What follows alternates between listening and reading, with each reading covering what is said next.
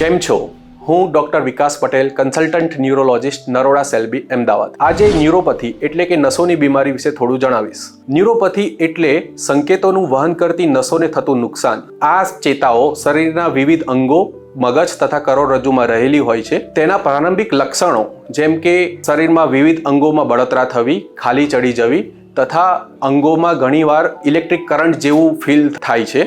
ઘણી વખત આગળ જતા શરીરમાં નબળાઈ આવવી તથા ચાલવામાં બેલેન્સ ન રહેવું તથા ઊભા રહેવામાં પણ તકલીફ થઈ શકે છે.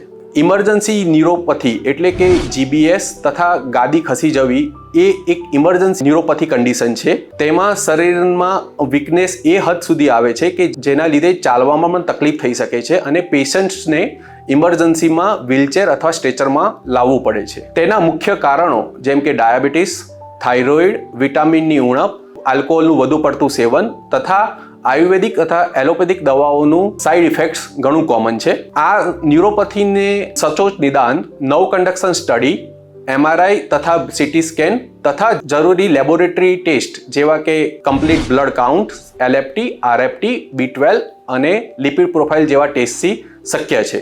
યાદ રાખો, ન્યુરોપથીના લાંબા ગાળાના કોમ્પ્લિકેશન્સથી બચી શકાય છે. તે માટે સેલ્બી હોસ્પિટલ નરોડા ખાતે એક જ રૂફમાં નિષ્ણાત ન્યુરોલોજિસ્ટ તથા ક્રિટિકલ કેર સ્પેશિયાલિસ્ટની ટીમ દ્વારા એક જ હોસ્પિટલમાં બધા જ લેબોરેટરી ટેસ્ટ, નવ કન્ડક્શન સ્ટડી, એમઆરઆઈ તથા સીટી સ્કેનની ફેસિલિટી અવેલેબલ છે.